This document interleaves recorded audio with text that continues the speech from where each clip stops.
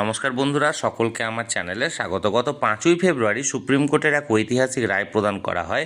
রাজ্যের সমস্ত ধরনের সরকারি কর্মচারী এবং পেনশনার যারা 1 এপ্রিল 2008 থেকে 31/12/2019 অর্থাৎ পঞ্চম বেতন কমিশনের সময়সীমার মধ্যে কর্মরত বা পেনশনার হিসাবে ছিলেন, তাদেরকে পঞ্চম বেতন কমিশনের আওতায় 25% ডিআরএস অ্যালাউন্সের এরিয়ার ইমিডিয়েট প্রদান করার নির্দেশ দেওয়া হয় রাজ্যকে। এবং ওই সময়সীমার মধ্যে অর্থাৎ 1 এপ্রিল 2008 থেকে 31/12/2019 মধ্যে যে সমস্ত এমপ্লয়িরা সেই সময় কর্মরত অবস্থায় ছিলেন কিন্তু বর্তমানে তারা পেনশনার হিসাবে আছেন বা তাদের পরিবারবর্গ সেই কর্মচারীর মৃত্যুর পর ফ্যামিলি পেনশন পাচ্ছেন, তারা বেশ কিছু সমস্যায় পড়তে চলেছেন বা সমস্যার সম্মুখীন হচ্ছেন এই 25% ডিআরএস অ্যালাউন্সের এরিয়ার পাওয়ার ক্ষেত্রে।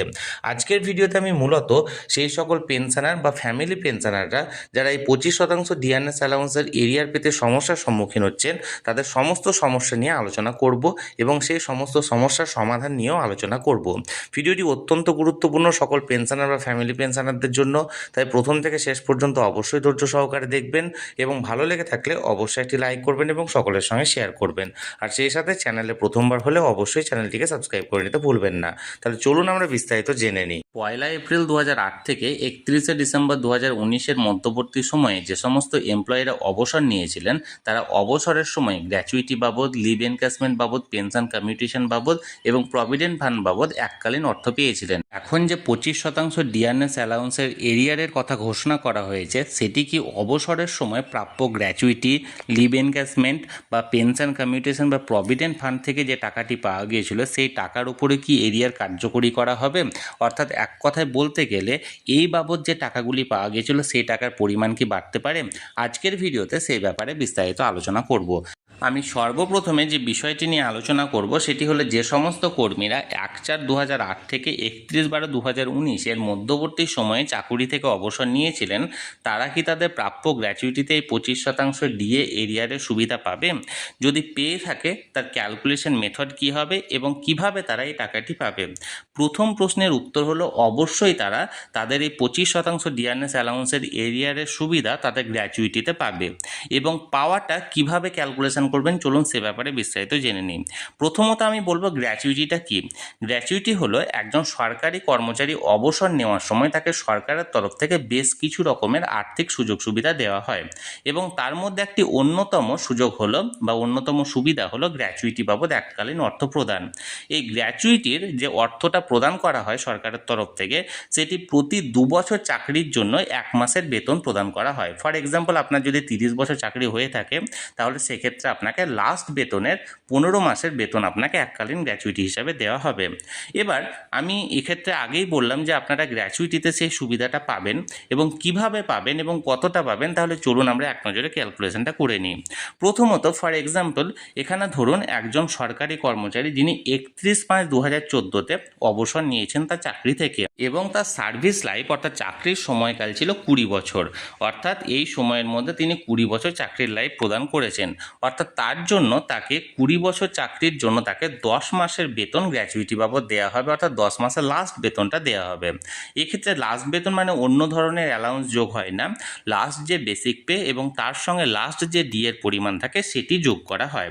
অর্থাৎ ধরা যাক আপনি 31/5/2014 যে কর্মীটি অবসর নিয়েছিলেন তার সেই সময় লাস্ট বেসিক ছিল 16,000 টাকা এবং 31/5/2014 এই সময়ে যে রাজ্য সরকারি কর্মচারীরা ছিলেন তাদের ডিআরএস অ্যালাউন্সের পরিমাণ ছিল 58%। অর্থাৎ সেক্ষেত্রে তার গ্র্যাচুইটির পরিমাণ কত হবে? প্রথমত বেসিক পে 16,000 টাকা এবং 16,000 টাকার 58% ডিআরএস অ্যালাউন্স সমান 9,280 টাকা, অর্থাৎ 25,280 টাকা থাকবে তার লাস্ট পে এবং এই লাস্ট পের 10 মাস তাকে দেওয়া হবে, অর্থাৎ 2,52,800 টাকা তাকে গ্র্যাচুইটি হিসাবে সেই সময় প্রদান করা হয়েছিল। এবার ধরুন সেই কর্মীর কতটা গ্র্যাচুইটি এরিয়ার হিসাবে তিনি পেতে পারেন। ধরুন 1/4/2008 থেকে 31/5/2014 এই পর্যন্ত কর্মী নিজের এমপ্লয়ি হিসাবে তো নিজের যে 25% এরিয়ার আছে সেই টাকাটি পাচ্ছেন, এর পাশাপাশি গ্র্যাচুইটি হিসাবে ক্যালকুলেশনটা কিভাবে হবে? 31/5/2014 এই সময়ে সেন্ট্রাল গভর্নমেন্টের কর্মীদের যে ডিএর পরিমাণ সেটা ছিল 100% এবং রাজ্যের এমপ্লয়িদের ছিল 58%, যেটি আমি আগেই বললাম, অর্থাৎ বকেয়া ছিল 42%। এই বকেয়ার 42%-এর 25% অর্থাৎ 10.5% ডিয়ারনেস অ্যালাউন্সের পরিমাণটি বাড়বে। তাহলে সেক্ষেত্রে নতুন গ্র্যাচুইটির হিসাবটা কী হবে? লাস্ট বেসিক পে ছিল 16,000 টাকা, ডিএ পুরনো হিসেবে ছিল 58%, 10.5% আরও বাড়ছে, অর্থাৎ ডিএর হিসাবটা হবে 68.5%, এবং 16,000 টাকার বেসিক পের 68.5% ডিএ সমান হচ্ছে 10,960 টাকা। তাহলে এক্ষেত্রে 16,000 প্লাস 10,960 সমান হচ্ছে 26,960 টাকা হচ্ছে তার লাস্ট পে, এবং এই 26,960 টাকার 10 মাসের বেতন তাকে দেওয়া হবে, অর্থাৎ 2,69,600 টাকা তার গ্র্যাচুইটি বাবদ পেমেন্ট হচ্ছে। কিন্তু তাকে আগেই অবসর নেওয়ার সময় তাকে 2,52,800 টাকা দেওয়া হয়েছিল, তাই তাকে এই এরিয়া বাবদ 2,69,600 মাইনাস 2,52,800 সমান 16,800 টাকা তাকে এরিয়ার হিসাবে পুনরায় আবার পেমেন্ট করা হবে। অর্থাৎ এক কথায় বলতে গেলে যে এমপ্লয়ি আগে গ্র্যাচুইটি বাবদ যে টাকা পেয়েছিলেন তার থেকেও আরও 16,800 টাকা তিনি অতিরিক্ত পাচ্ছেন 25% ডিএ এরিয়া গ্র্যাচুইটিতে সুবিধা বাবদ, এবং এই টাকাটি বর্তমানে তার অ্যাকাউন্টে প্রদান করা হবে। এবার আমরা জানবো লিভ এনক্যাশমেন্টের ব্যাপারে। লিভ এনক্যাশমেন্টটি মূলত সমস্ত ধরনের সরকারি কর্মচারীর সুবিধাটা পান না, এটি মূলত সমস্ত ধরনের রাজ্য সরকারি এমপ্লয়ি এবং অন্য ধরনের এমপ্লয়িরা পেয়ে থাকেন। সরকার প্রসিত বিদ্যালয়ের শিক্ষক শিক্ষিকা বা শিক্ষাকর্মীরা লিভ এনক্যাশমেন্টের সুবিধাটি পান না।